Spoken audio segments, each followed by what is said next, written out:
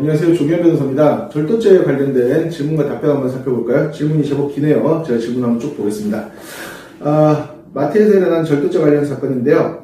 질문자가 이렇게 질문하고 있습니다. 어제 어머니가 수산물 파는 곳에서 물건을 사고 계산대에서 계산하시고 집에 들어오셨는데 수산물 2개 중 1개가 계산이 안 됐나 봅니다.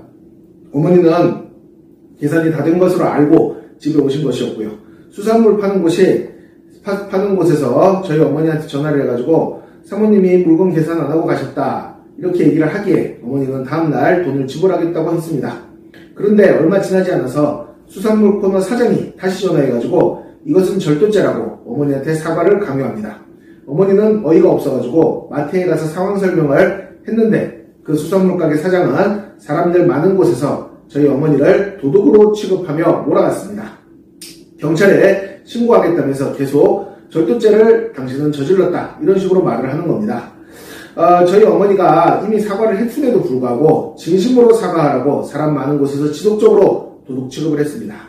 제가 자식된 입장에서 화가 너무 나서 찾아가서 따지고 싶지만 가서 따지면은 그 사장이랑 다를 바가 없어서 다른 방법으로 그 사장을 처벌할 방법이 있는지 법적으로는 어떻게 잘잘못을 따질 수 있는지 궁금해서 지식인의 글을 써봅니다. 제 질문입니다. 어머니한테 절도죄가 성립되나요? 자, 절도라는 것은 고의범죄입니다. 이 물건을 내가 훔치겠다. 타인 소유 혹은 타인이 보유하고 있는 물건을 훔치겠다는 고의가 있어야 되고요. 훔쳐서 가지겠다는 불법 용도 의사가 필요합니다. 그런데 지금 어머니는 실수로 가져왔다고 했어요. 물론 고의인지 실수인지는 거짓말 탐지기 조사라든지 주변 정황이라든지 이런 수사나 재판 중에서 따질 수 있는 문제지만 지금 질문자 말대로 어머니가 순수하게 실수로 가져오신 것이라면 당연히 절도죄가 성립하지 않습니다. 절도죄는 고의인 경우에 성립하는 것이고 질문하신 분의 어머니는 실수로 우연히 계산을 안 하고 가져온 것에 불과하기 때문에 절도죄가 성립하지 않습니다. 자, 질문자의 계속된 질문 한번 살펴보겠습니다. 마트 계산원이 업무적으로 실수한 부분에 대해서 책임을 물을 수 있나요?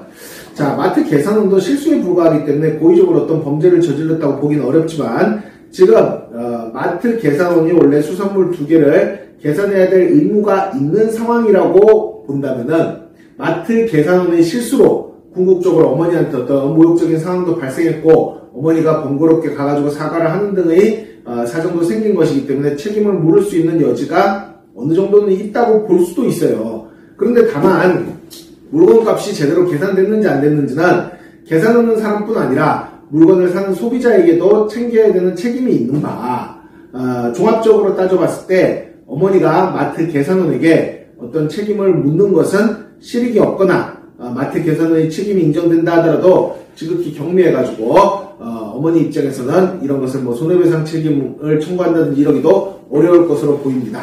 즉 마트 계산원에게 잘못이 있다 하더라도 어머니도 나름대로 그 부분에 대해서 실수하신 부분이 있기 때문에 또 마트 계산원의 잘못이 조금 더 크다 하더라도 그 차이가 미미하기 때문에 마트 계산원에게 책임을 묻기는 쉽지 않을 것이다. 이렇게 결론을 내려보겠습니다. 자, 3번째 질문 볼까요?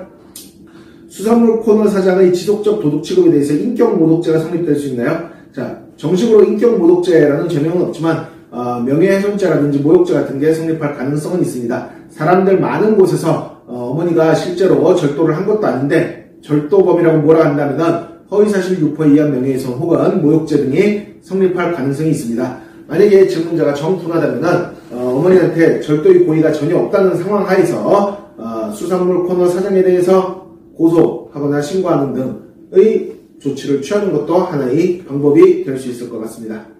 이상 절도죄에 관해서 조기현 변호사와 함께 알아봤습니다.